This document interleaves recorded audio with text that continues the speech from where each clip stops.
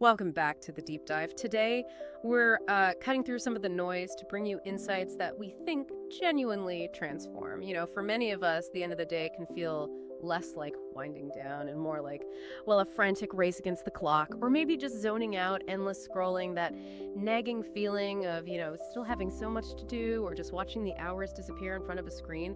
It's pretty common, isn't it? But what if your evening could actually feel different? So today we're taking a deep dive into something really fundamental, the profound impact of a mindful night routine. And look, this isn't just about getting more sleep, though that's part of it. It's really about setting the stage for more vibrant days, maybe reclaiming some inner peace, and really transforming your whole daily rhythm. That's exactly right. For this deep dive, we've gathered insights from, well, a whole range of thoughtful sources. We've got personal stories, scientific foundations for good sleep. Our mission really is to unpack all this material and pull out the most valuable nuggets of knowledge, specifically aimed at helping you build an evening ritual that genuinely serves your life. We're talking about fostering not just better sleep, but, a more peaceful, more connected way of being. Yeah, get ready to discover how some simple, really intentional shifts can turn your evenings from, say, chaotic to calm, paving your own personal pathway to deep, restorative rest and hopefully more energized mornings. It's like an invitation, isn't it, to craft what one source called your sacred sleep surrender. I like that. Sacred sleep surrender captures it perfectly. So let's start with the why. Beyond just feeling a bit tired the next day, what do our sources really tell us about the wider impact of poor sleep? Well, what's really striking is how the sources frame it. It's not just about physical energy. Sleep deprivation is seen as a direct hit on our executive functions. Executive functions, like decision-making. Exactly. Impulse control, rational thinking, emotional regulation, that whole command center in your brain. It's why, small annoyances can suddenly feel huge, or why maybe you make choices you regret later. When we don't sleep well, the research is pretty consistent. Yeah. We can make bad decisions, get annoyed at small things, and even injure ourselves when working out. That last one's interesting. It just makes us get stressed out more easily, and it really impacts our overall emotional well-being. That often explains things like daytime brain fog or that kind of lingering anxiety. And yet it feels like sleep is often the first thing we sacrifice when life gets hectic. It's almost like overlooked, isn't it, as a pillar of health? Absolutely.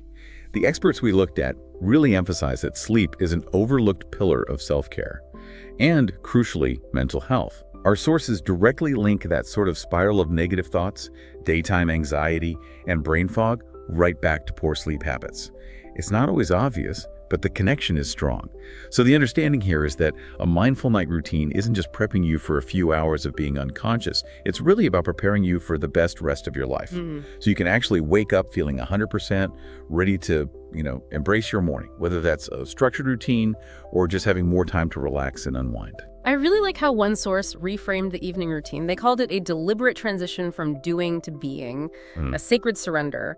It's about consciously closing the loop on the day, maybe letting go of what didn't go well, and actually signaling to your nervous system that it's safe to rest now. It's less about fixing, more about allowing. And if you contrast that with our typical modern habits, it's quite different. In this world that often glorifies nonstop productivity, being on all the time, we often wind down by zoning out, right? Mindlessly scrolling, numbing ourselves with entertainment until we just collapse from exhaustion. Guilty as charged sometimes. And we all are. But a mindful evening, it invites us to tune in instead. It's about consciously creating a cozy, relaxing evening that maybe counterintuitively leaves you feeling more connected to yourself, to your loved ones, instead of just drained and, disconnected. Okay, so that why is pretty compelling. Let's start unpacking some of the foundational steps our sources suggest, starting with consistency. Now, consistency sounds simple, but life throws curveballs, right? Travel, late nights. How do the sources suggest we handle that? Is it about perfection? No, definitely not perfection. That's a key point. It is challenging, but incredibly powerful. You see, our natural sleep-wake cycle, our circadian rhythm, means your brain actually starts winding down hours before you plan to sleep.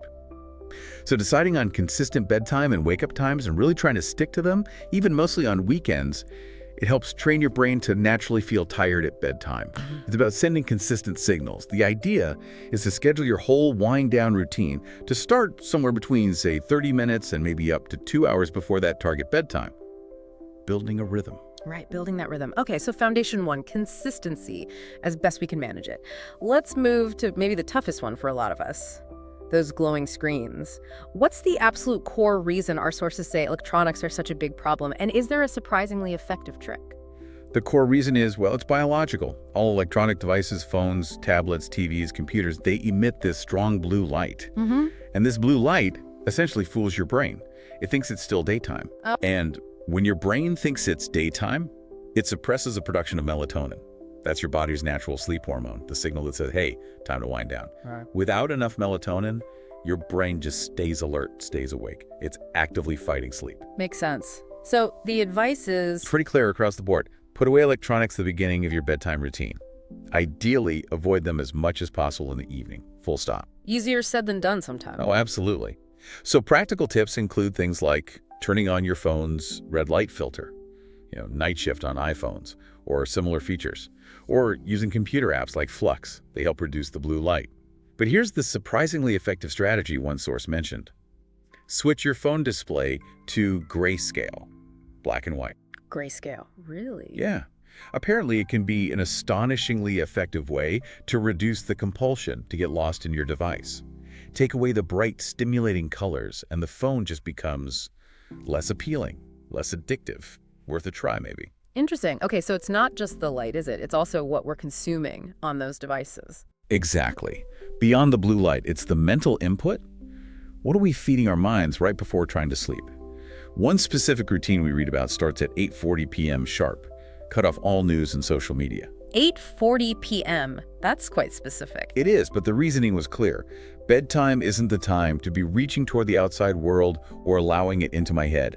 So this isn't just about the light. It's about the emotional roller coaster, the cognitive load.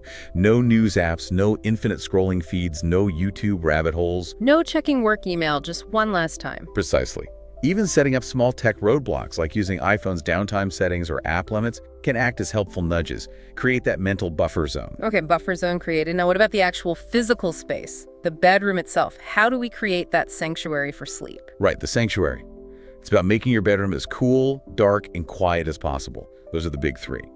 Our sources suggest setting your thermostat somewhere between 65 to 68 degrees Fahrenheit, about 18 to 20 Celsius. That slight coolness helps signal sleep. Cool, dark, quiet. Got it. And dimming the lights, not just in the bedroom, but maybe around the house, a few hours before bed, is also crucial. It visually shows my body it's time to sleep and helps cue your transition into rest. Then you have practical things like blackout curtains, turning off or removing noisy electronics, getting rid of clutter. Even things like aromatherapy, using a diffuser with calming scents, or lavender sleep spray can help create that personal sleep oasis. And the bed itself. Crucially, the bed should be a soothing place that is used specifically for rest. So ideally, no working in bed, no scrolling in bed.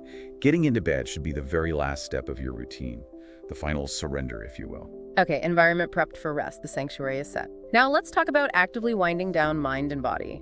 There are so many potential activities mentioned in the sources, journaling, stretching, baths, tea. For someone starting out, maybe feeling a bit overwhelmed by all the options, do the sources give any clues on where to start? Like the top 1 or 2 most impactful things? That's a really practical question. And yes, the goal isn't a massive checklist. It's finding what works for you. The sources often suggest starting with clearing the mental clutter, because that's frequently the biggest hurdle to sleep. So for many, journaling is huge. It's a way to take out the mental trash, right? Letting thoughts, feelings, worries just spill out uncensored, unpolished, unfiltered. Cathartic. Exactly. Described as cathartic and clarifying. It promotes emotional release, which leads to deeper rest. But if a full journal feels like too much, a simpler alternative is just making a to-do list for the next day. Really? A to-do list helps sleep? Apparently so. One study found that taking 5 minutes before bed to jot down a quick to-do list significantly sped up sleep onset. It gives you peace of mind by getting those nagging tasks out of your head and onto paper. Okay, offloading the mental burden, that makes sense. So, mind clearer. What about the body? We hold so much tension, don't we? Often without realizing. Oh, absolutely. So consciously releasing that physical tension is key. Our sources point to relaxing movement and breath. This doesn't have to be complicated. Gentle stretching, maybe a simple daily yoga routine, or just some slow, intuitive movement can be incredibly calming. It's about releasing tightness and reconnecting with your physical self. And pairing that with breath work. Yes. complementing movement with breathing exercises or something like progressive muscle relaxation, PMR. One source gave a lovely visual.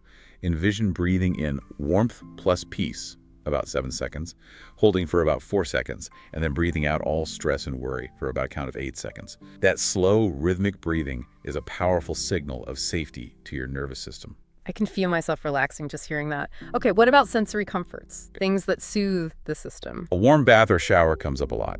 It works because the warm water raises your body temp initially. Then, as your body naturally cools down afterwards, it mimics a nighttime drop in body temperature, and that cooling actually triggers a sleepy feeling. Ah, the cooling after the bath. Interesting. Exactly. And you could boost it with soothing oils like lavender or Roman chamomile. Yeah. Add that olfactory layer of calm. And you can't talk about cozy evenings without mentioning a warm drink. Definitely not. Uh-huh. A bedtime tea is such a classic ritual for a reason. We're talking non-caffeinated herbal teas here, of course. Things like chamomile, lavender, valerian root, passion flower, or rooibos are specifically mentioned to relieve stress and induce sleep. A hug in a mug, as one source put it. Precisely. I love that description. It highlights the whole experience. The warmth in my hands, the steam rising to meet me, and the way it travels through my body makes me feel drowsy and calm. It's the ritual itself, the warmth, the aroma, creating this strong sensory cue for winding down. Okay, shifting gears slightly. For a more traditional wind down, something to replace screen time. Yes, reading a good book. Key advice here is to choose simple or uneventful plots. You don't want a gripping thriller keeping you wired. Right, no page turners right before bed. Exactly. And ideally read outside of the bedroom with soft lamplight until your body starts giving you those sleepy signals. Then head to bed. It helps keep the bed associated purely with sleep. Oh, and if you get hungry late at night, which can definitely disrupt sleep, a light snack is okay. Think fruit, yogurt, maybe some cherries, grapes, kiwi, a little rice, or some nuts, something easy to digest. Good tip. And finally, using sound, creating a peaceful soundscape. Yes, listening to calming sounds. This could be calming music, ambient nature sounds, or specific types of noise like white or pink noise. Pink noise, things like steady rain or ocean waves, has actually been shown in some studies to improve sleep quality. It provides a stable background sound. And white noise. White noise is maybe more familiar. It can help you fall asleep faster by masking other sounds, traffic, noisy neighbors, whatever might distract you. Even just simple ocean sounds can help drown things out and create that peaceful bubble. And weaving through many of these practices, the core of a really mindful evening seems to be meditation. It often comes back to that, yes, meditation. Whether you prefer a guided session from an app, just focusing on your breath silently, or doing a body scan meditation, a regular practice can improve your sleep quality. Fundamentally, it teaches you to accept their thoughts and manage emotions. So you learn to allow sleep rather than stressing about sleep. That shift from doing to being again. Exactly. It helps you consciously shift into that being mode, fostering a real sense of internal peace before you even get into bed. Okay, wow, that's a lot of fantastic ideas. But I can also see how someone listening might feel a bit overwhelmed or pressured to create this perfect, elaborate routine every single night. Our sources seem very clear, though. This isn't about a rigid checklist, right? Especially when you're dealing with demanding schedules or just feeling disconnected. How do you make it truly yours? That is such a crucial point, because a truly nourishing, sustainable evening routine isn't something you can copy and paste from someone else's life. It really isn't. It has to be felt. It needs to be tuned to your own body's rhythms and gently shaped over time. It's about finding what feels authentic, what feels right for you in your life situation, and acknowledging that some nights it just won't happen perfectly. So the key is really to test and learn, to experiment with what makes you feel good. Start small, maybe, not try to revamp everything at once. Absolutely. You don't need to overhaul your life overnight. Start small. One really effective technique mentioned is habit stacking. Basically, you link a new habit you want to build onto something you already do automatically. Like meditating for 2 minutes right after you brush your teeth? Exactly like that. Perfect example. Focus on maybe just 1 or 2 routine changes at a time. Build momentum slowly. And maybe most importantly, the sources really stress this.